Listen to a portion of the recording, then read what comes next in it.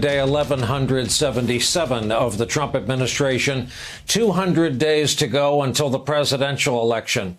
The current president started this day wishing all Americans a happy Good Friday, perhaps because of the New York Times story last night saying Republicans were trying to get the president to talk less every day. Today's White House briefing went on for over 2 hours. The president said some of the coverage is fake news. He said today flatly, everyone has the ventilators they need. He said we're in great shape in every way. He said at a certain point it will be gone. It will be gone, he said, and it won't be much longer. He said there's not a lot of issues with testing and we don't need full testing. He talked about, quote, the death numbers, the numbers of death. He said at one point we're talking 50, 60, 65 maybe. What he meant was 50, 60, or 65,000 people dead, potentially. And on the topic of death, he issued his daily reminder of how bad it wouldn't have been had he not acted at all. That prompted David Axelrod to say the president was taking a victory lap on deaths. The president said staying at home leads to death also, maybe a different kind of death, he said. And about his campaign to reopen the U.S. economy, something ultimately up to governors and mayors and individual businesses, he said, I've got to make the biggest decision of my life. Quote, somebody said it's totally up to the president, and it is. He said the states can do things if they want, and he added he can override them. He said, I have great authority if I want to use it. Back in the real world, in our stay-at-home nation, the number of coronavirus deaths around the world today topped 100,000. There are more than 1.6 million confirmed infections now. In the United States, the daily death toll topped 2,000 for the first time. We set a new record for our one-day death toll.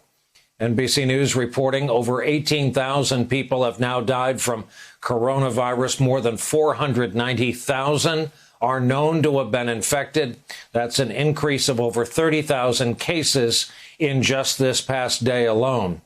And the outbreak continues to spread. The state of Michigan saw its deadliest day thus far, 206 deaths from the virus, though the president made a point today of saying Michigan is, quote, really doing much better than we thought. Earlier today, I asked Dr. Anthony Fauci about the latest death toll predictions for our country.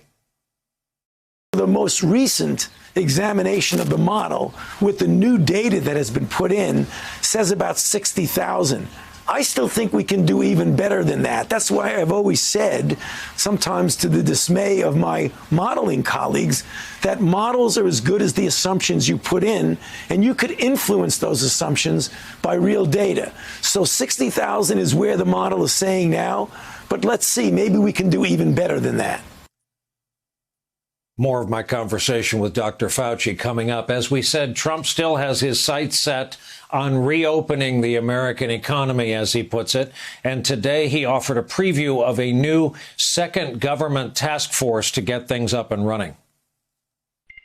I call it the Opening Our Country Task Force, or Opening Our Country Council, so we don't get it confused with Mike's task force, which has done so great. And we're going to have the great business leaders, great doctors. We're going to have a great group of people. I do say this, Jim, I want to get it open as soon as possible. This country was meant to be open and vibrant and great, not where people are, staying in. Right. Are you determined? No, I'm not. I would love to open it. I'm not determined anything. The facts are going to determine what I do. But we do want to get the country open. So important. Here's the problem. The New York Times obtained government projections that warn of an increase in cases if restrictions are lifted too early. The Times reports it this way.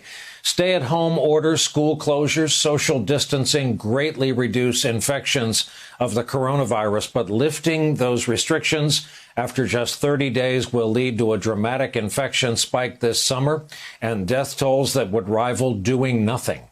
Today, the president was asked how he'll go about deciding when to reopen the country. Can you say, sir, what metrics you will use to make that decision? The metrics right here. That's my metrics. That's all I can do. I can listen to 35 people. At the end, I've got to make a decision. And I didn't think of it until yesterday. I said, this is a big decision. But I want to be guided. I'm going to be guided by them. I'm going to be guided by our vice president. I'm going to make a decision based on a lot of different opinions. President again insisted our country is doing tremendous testing for coronavirus despite shortages and backlogs in hard-hit New York. Governor Andrew Cuomo said antibody and diagnostic testings are needed on a massive scale to safely restart the economy. He also reported another devastating day for his state, 777 new deaths in just the past day for a total of more than 7,800 now. So far, there are over 170,000 confirmed cases in New York, again, greater than any country except ours. But again today, Cuomo included some encouraging stats. We are cautiously optimistic that we are slowing the infection rate. That's what the numbers say. That's what the data suggests to us. Change in total hospitalizations is down, not relative to yesterday, but when it's average, the 3-day average on the hospitalizations, you see a dramatic decline in those numbers, and that's obviously very good news. Change in ICU admissions is actually a negative number for the first time since we started this intense journey. The governor again stressed the importance of staying on course in all this social distancing we're experiencing. There were two other chilling numbers out of New York City. The NYPD has now lost 19 members to this disease. The department reported more than 7,000 uniformed members were out sick right now. That's roughly 20% of the department's uniform workforce.